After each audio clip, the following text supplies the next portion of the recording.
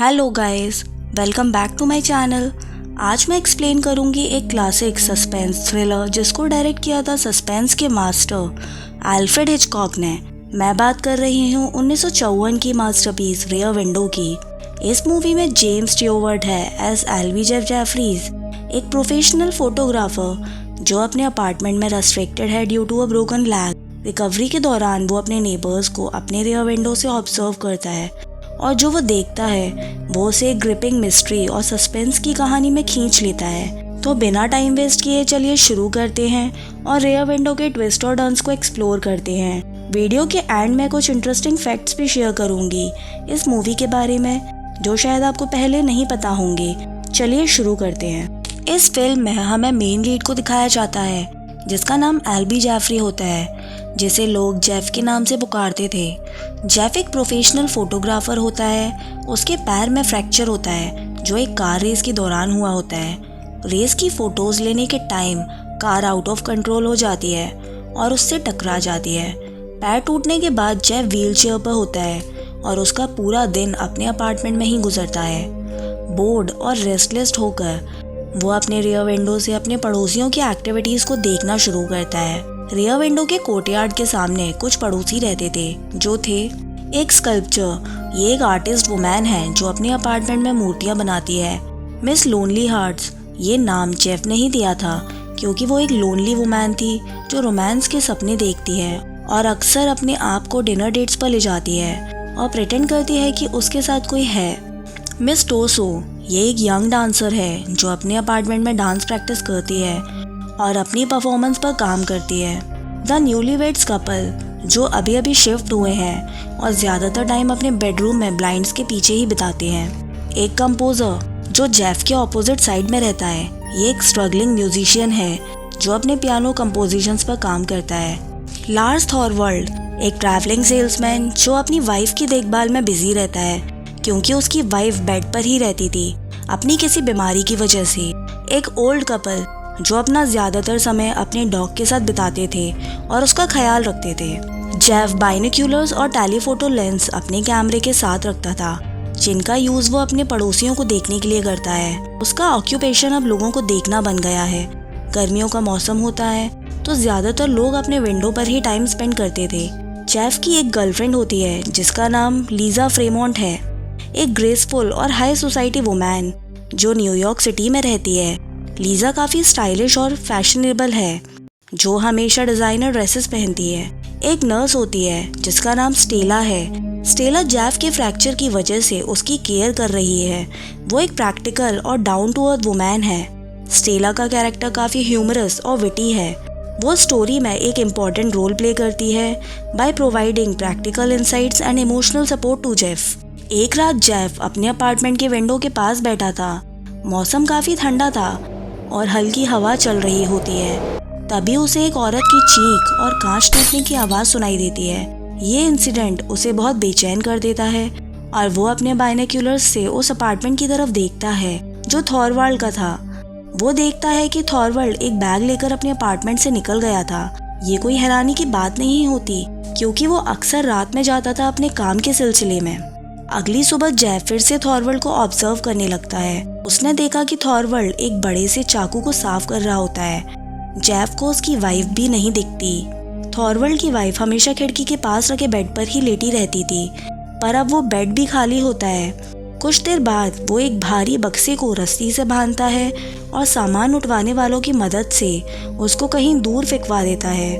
अब अगले दिन जेफ लीजा और स्टेला को बताता है कि उसको थॉरवर्ल्ड पर शक है कि उसने अपनी बीवी को मारा है। इनिशियली लीजा इज अनश्योर और उसे लगता है कि जेफ बस इमेजिनेशन में खो गया है, पर जेफ को फिर भी सेटिस्फेक्शन नहीं था। वो पूरी तरह श्योर था कि थॉरवर्ल्ड ने अपनी बीवी का मर्डर कर दिया है। अब जेफ इन सब के बारे में अपने डिटेक्टिव दोस्त को बताता है जिसका नाम टॉम डॉयल होता है।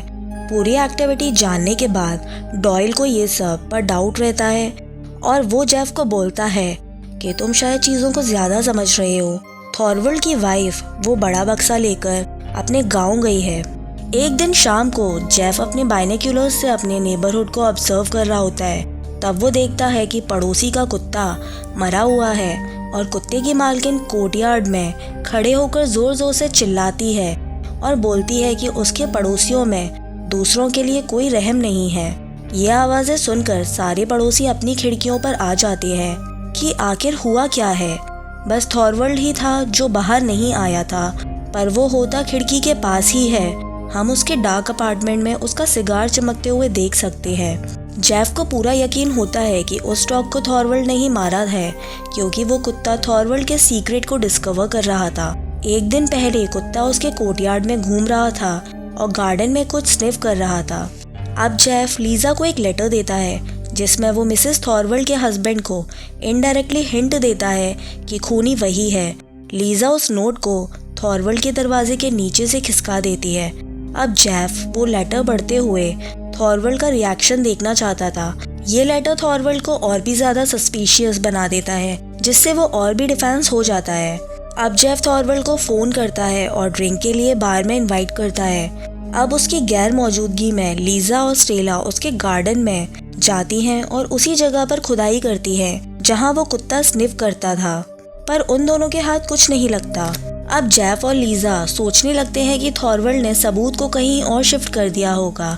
जेफ फिर भी अपने शक पर कायम रहता है और वो थॉरवल्ड को क्लोजली मॉनिटर करता है। अब लीजा एक रिस्की मूव करती है। वो बालकनी की तरफ से थॉरवल्ड के अपार्टमेंट में घुसती है, जिससे वो कुछ सबूत ढूंढ सके। कुछ ही देर में थॉरवल्ड भी अपने घर पहुंच जाता है और वो लीजा को पकड़ लेता है। तभी लीजा बालकनी से हेल्प मांगने के लिए सिग्नल देती है और जेफ पुलिस को कॉल कर देता है। पुलिस आकर लीजा को बचा लेती है, पर लीजा तभी हाथ पीछे करते हुए मिसेस थॉरवल्ड की वेडिंग रिंग दिखाती है, जिससे जेफ का शक कंफर्म हो जाता है। पर ऐसा करते हुए लीजा को थॉरवल्ड देख लेता है। अब जेफ अपने दोस्त डॉयल को फोन कर सब बता देता है और स्टेला लीजा की जमानत करवाने के लिए निकल जाती है। कुछ देर बाद जेफ के पास एक कॉल आता है और जेफ बिना कोई आवाज सुने बोलता है कि खूनी थॉरवल्ड ही है और उसके पास सबूत है। जेफ को लगा था कि ये कॉल डॉयल का होगा, पर वो थॉरवल्ड का कॉल था और जेफ समझ गया था। अब थॉरवल्ड जेफ के अपार्टमेंट में आता है। जेफ कैमरे का फ्लैश यूज करता है थॉरवल्ड को टेम्परेरी ब्लाइंड और डिसोरिएंट करने के लिए। जेफ व्हीलचेयर में होने के कारण फिजिकली वल्नरेबल होता है और डायरेक्ट कॉन्फ्रंटेशन में थॉरवल्ड से नहीं जीत सकता, इसलिए कैमरे का फ्लैश एक तरीके का डिफेंस मैकेनिज्म बन जाता है, जिससे थॉरवल्ड को कंफ्यूज किया जा सके। थॉरवल्ड जेफ पर अटैक करने आगे बढ़ता है और जेफ खुद को बचाने के लिए बालकनी की रेलिंग को पकड़ने की कोशिश करता है। तभी थॉरवल्ड उसको नीचे गिराने की कोशिश करता है, जिस वजह से जेफ बालकनी से लटक जाता है। जेफ हेल्प के लिए चिल्ला रहा है। तभी पुलिस टाइम पर पहुंच जाती है और वो वक्त रहते जेफ को बचा लेती है और थॉरवल्ड को अरेस्ट कर लेती है। मूवी के एंड में ट्विस्ट आता है जब डांसर का बॉयफ्रेंड जेफ के नेबरहुड में आता है। ये नया कैरेक्टर जेफ और लीजा की लाइफ में फ्रेशनेस लाता है और उनके साथ फ्रेंडली रिलेशंस डेवलप करता है। साथ ही वो ओल्ड कपल नया कुत्ता पालते हैं जो कम्युनिटी में एक नई एक्साइटमेंट क्रिएट करता है। इस नए कुत्ते की प्लेफुल नेचर और लॉयल बिहेवियर से नेबर्स भी कनेक्ट होते हैं। ओवरऑल थॉरवल्ड के अरेस्ट के बाद नेबर्स एक दूसरे के साथ सपोर्टिव और फ्रेंडली रहते हैं और उनके नेबरहुड में एक पॉजिटिव एनवायरनमेंट बना रहता है। रियर विंडो के कुछ की फैक्ट्स के बारे में बात करते हैं। पूरी मूवी का सेट पैरामाउंट साउंड स्टेज पर बनाया था। 31 फुल्ली फर्निश्ड अपार्टमेंट्स थे, जिनमें से 8 कम्प्लीटली फंक्शनल थे। एल्फ्रेड हिचकॉक अपने हर मूवी में कैमियो करते थे। इस मूवी में उन्हें कंपोजर के अपार्टमेंट में क्लॉकविंग करते हुए देखा जा सकता है। मूवी की स्टोरी कॉर्नेल वूलरिच की short story it had to be murder पर बेस्ड है। लीजा फ्रेमोंट के आउटफिट्स एडिथ हेड ने डिजाइन किए थे, जो लीजा की सोफिस्टिकेटेड और फैशनेबल पर्सनालिटी को रिफ्लेक्ट करता है। हिचकॉक ने इस मूवी में वोयरिज्म के थीम को एक्सप्लोर किया है, ऑडियंस को जेफ की स्पाइंग में कॉम्प्लेक्स बनाते हुए। मूवी का sound design traditional musical score की जगह नेबरहुड के एम्बिएंट साउंड पर बेस्ड है, जिससे रियलिज्म और इमर्सिव एक्सपीरियंस मिला है। तो ये थे कुछ इंटरेस्टिंग फैक्ट्स रियर विंडो के बारे में। अगर आपको वीडियो पसंद आए तो लाइक करें और चैनल को सब्सक्राइब करें। मिलते हैं नेक्स्ट वीडियो में, तब तक के लिए गुड बाय और ध्यान रखिएगा अपना।